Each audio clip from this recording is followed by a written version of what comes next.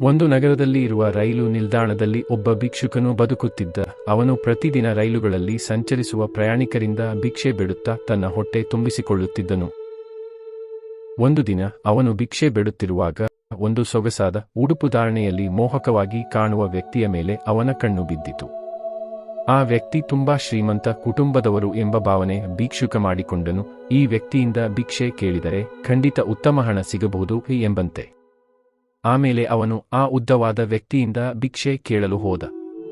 ಆಗ ಆ ವ್ಯಕ್ತಿ ಹೇಳಿದ, ನೀನು ಸದಾ ಕೇಳುತ್ತಲೇ ಇರುತ್ತೀಯ, ನಾನು ಕೊಡುತ್ತಲೇ ಇರುತ್ತೇನೆ, ನೀನು ನನಗೆ ಏನಾದರೂ ಮರಳಿ ನೀಡಿದ್ದೀಯಾ ಎಂದು ಗದರಿಸಿದಾಗ ಭಿಕ್ಷುಕ ಇಷ್ಟೇ ಹೇಳಿದ, ನಾನು ಭಿಕ್ಷುಕನೂ ಸರ್, ಯಾವತ್ತೂ ಕೇಳುತ್ತಲೇ ಇರುತ್ತೇನೆ, ನನ್ನ ಬಳಿ ಕೊಡಲು ಏನೂ ಇಲ್ಲ. ಮತ್ತೆ ಆ ವ್ಯಕ್ತಿ ಹೇಳಿದರು, ನೀನು ಏನೂ ಕೊಡಲಾಗದಿದ್ದರೆ ಕೇಳುವುದಕ್ಕೂ ಹಕ್ಕಿಲ್ಲ, ನಾನು ವ್ಯಾಪಾರಿ, ನಾನು ಮಾತ್ರ ಕೊಡು ತೆಗೆದುಕೋ ಈ ತತ್ವವನ್ನು ನಂಬುತ್ತೇನೆ. ಇದು ಕೇಳಿದ ಭಿಕ್ಷುಕ ಅಚ್ಚರಿಯಿಂದ ಅಲ್ಲಿಯೇ ಕುಳಿತುಕೊಂಡ. ಆ ದಿನದಿಂದ ಅವನು ಆ ಮಾತುಗಳ ಬಗ್ಗೆ ಆಲೋಚಿಸಲು ಆರಂಭಿಸಿದ. ಅವನು ಮನಸ್ಸಿನಲ್ಲಿ ಏನೇನೋ ಆಲೋಚನೆ ಮಾಡಿಕೊಂಡ. ನಾನು ಏನು ಕೊಡುವೆ? ನಾನು ಕೊಟ್ಟರೆ ಮಾತ್ರ ಜನರಿಂದ ನಾನು ಏನಾದರೂ ಪಡೆಯಬಲ್ಲೆ. ಅವನಿಗೆ 2 ದಿನ ಏನೂ ಕಲ್ಪನೆ ಬಾರದಿದ್ದರೂ 3ನೇ ದಿನ ಅವನು ನಿಲ್ದಾಣದ ಸುತ್ತಲಿನ ಹೂಗಿಡಗಳ ಕಡೆ ನೋಡಿದ.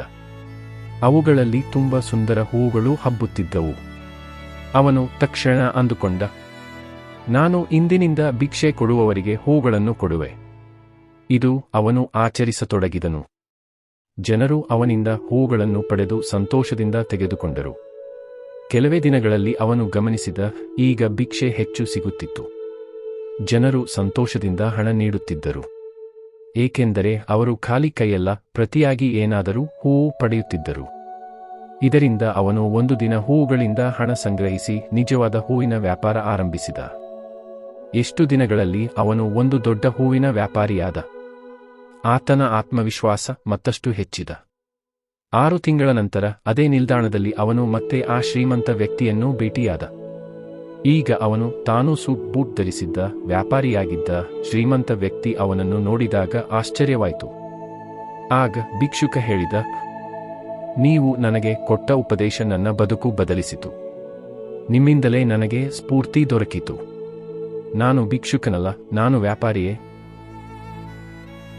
ಈ ಕಥೆಯಿಂದ ನಮಗೆ ಸಿಕ್ಕ ಪಾಠ: ಬದುಕಿನಲ್ಲಿ ಏನಾದರೂ ಪಡೆಯಲು ನಾವು ಕೊಡಲು ಕಲಿಯಬೇಕು.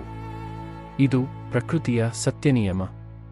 ನಾವು ನಮ್ಮ ಬಗ್ಗೆ ಏನು ಭಾವಿಸುತ್ತೇವೆ ಅನ್ನುವುದು ಬಹಳ ಮಹತ್ವದ ವಿಷಯ. ನಾವು ನಮ್ಮನ್ನು ಸಾಧಾರಣ ಎಂದು ತಿಳಿದರೆ ನಾವು ಎಂದಿಗೂ ಬೆಳೆಯಲಾರೆವು. ನಮ್ಮ ಮನಸ್ಸು ಬದಲಾಗಿದರೆ ನಮ್ಮ ಬದುಕು ಬದಲಾಗುತ್ತದೆ.